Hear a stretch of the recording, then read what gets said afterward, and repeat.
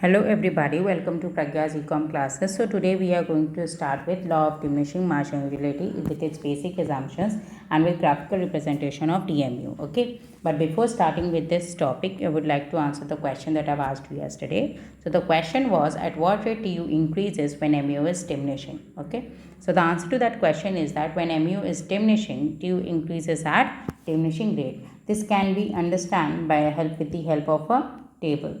So let's say we have units over here, and up to 3 units of commodity we are observing that MU is diminishing. MU is diminishing. But when MU is diminishing, it represents that TU is increasing at diminishing rate. TU is increasing at diminishing rate. Okay. And here at 4th unit of commodity, we are seeing that there is no change in TU. There is no change in TU, and when there is no change in TU, which means that TU is at its maximum. And when TU is at its maximum, MU becomes 0. So this was the explanation to the question that I have asked you yesterday. And now let's start with a new topic, that is law of diminishing marginal utility. So law of diminishing marginal utility का मतलब क्या होता है?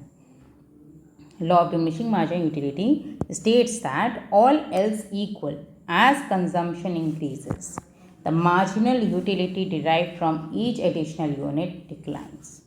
मतलब ये है कि as the units of commodity consumed are increasing, the utility derived from every additional unit would decrease. मतलब जैसे जैसे आप कंज्यूम कर रहे हो क्वांटिटीज ऑफ कमोडिटी को, तो क्या हो रहा है, तो यूटिलिटी आप डिराइव कर रहे हो हर एक एडिशनल यूनिट को कंज्यूम करने के बाद वो क्या हो रही है, वो डिक्रीज हो रही है. अगर हम इसको एक टेबल से समझना चाहें तो टेबल बहुत सिंपल सी है. वही सेम टेबल को हम कंसिडर करते हैं. सपोज यहाँ पे हम यूनिट्स ले लेते हैं और यहाँ पे हम TU और यहाँ पे हम MU को ले लेते हैं.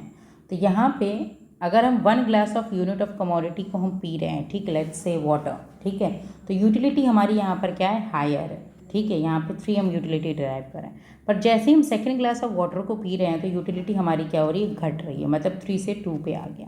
फिर सेम चीज़ अगर हम 3 यूनिट्स ऑफ कमोडिटी को कंज्यूम कर रहे हैं तो यूटिलिटी हमारी क्या कर रही है, घटती जा रही है, ठीक है. और फिर हम 4th 5th देखेंगे तो 4th पे क्या हो जाएगा, 0 हो जाएगा, 5th पे क्या हो जाएगा, -1 आ जाएगा, ठीक है. तो ये हमें ये बताता है कि जैसे जैसे आप units of commodity consumed are increasing, तो यूटिलिटी जो आपकी डिराइव हो रही है एडिशनल यूनिट से, जो यूटिलिटी डिराइव हो रही है वो क्या हो रही है, आपकी डिक्रीज हो रही है, ठीक है. मतलब जब जाहिर सी बात है, जब आप बहुत ज़्यादा प्यासे हो गए तो आप जो भी यूटिलिटी डिराइव करोगे वो मैक्सिमम पे होगी. फिर जैसे जैसे आपके पानी का इनटेक बढ़ेगा, यूटिलिटी आपकी क्या होगी, वो डिक्रीज होती जाएगी, राइट. एंड एक पॉइंट ऐसा आएगा कि वो नेगेटिव भी हो जाएगी. So this is the explanation to law of diminishing marginal utility.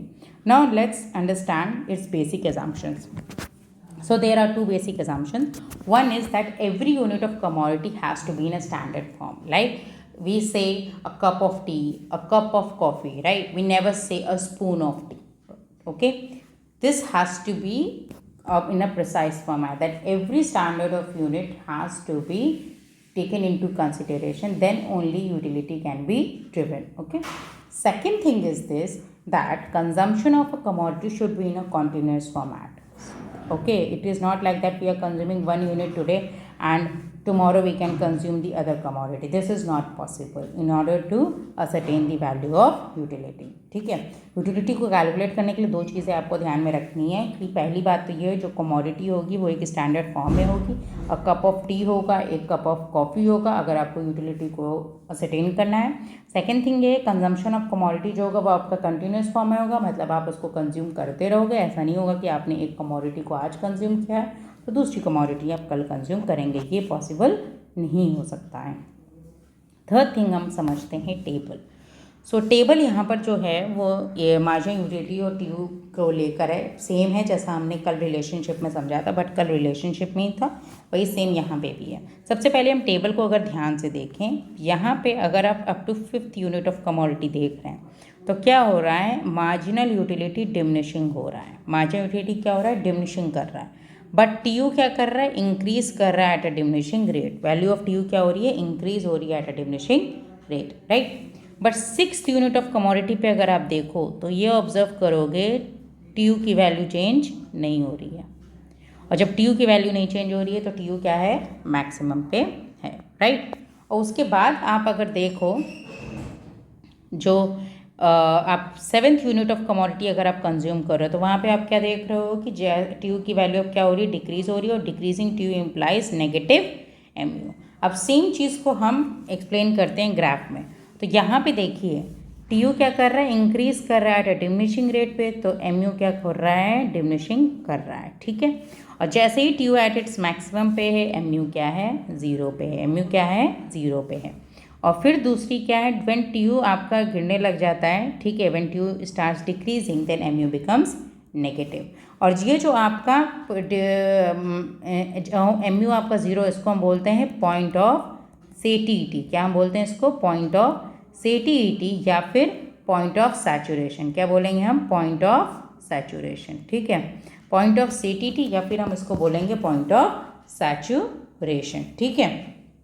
तो इस चीज़ को आपको थोड़ा सा ध्यान रखना है कि पॉइंट ऑफ सेटीईटी को हमें कंसिडर करना है, दूसरा हमें पॉइंट ऑफ सैचुरेशन को, जब हम एम यू एट 0 को कंसिडर कर रहे हैं। और इसको अगर हम ब्रीफ में समझे तो इंक्रीजिंग एम यू का मतलब होता है डिमिनिशिंग, इंक्रीजिंग टी यू का मतलब होता है डिमिनिशिंग एम यू, और मैक्सिमम जब टी यू होगा तो आपका एम यू 0 होगा, और जब टी यू डिक्रीज करेगा तो एम यू आपका नेगेटिव होगा। ये 3 चीज़ें ऐसे मतलब MCQ टाइप पे क्वेश्चन पूछ लेते हैं कि what happens to TU when MU is diminishing, or what happens to MU when TU is at its maximum. Okay, so these are the questions that may be asked. Okay, so I hope this video was helpful for you, and if you face any problem then you can drop a comment. I will be happy to help you with. And further, please like, subscribe and share the channel, and thank you so much.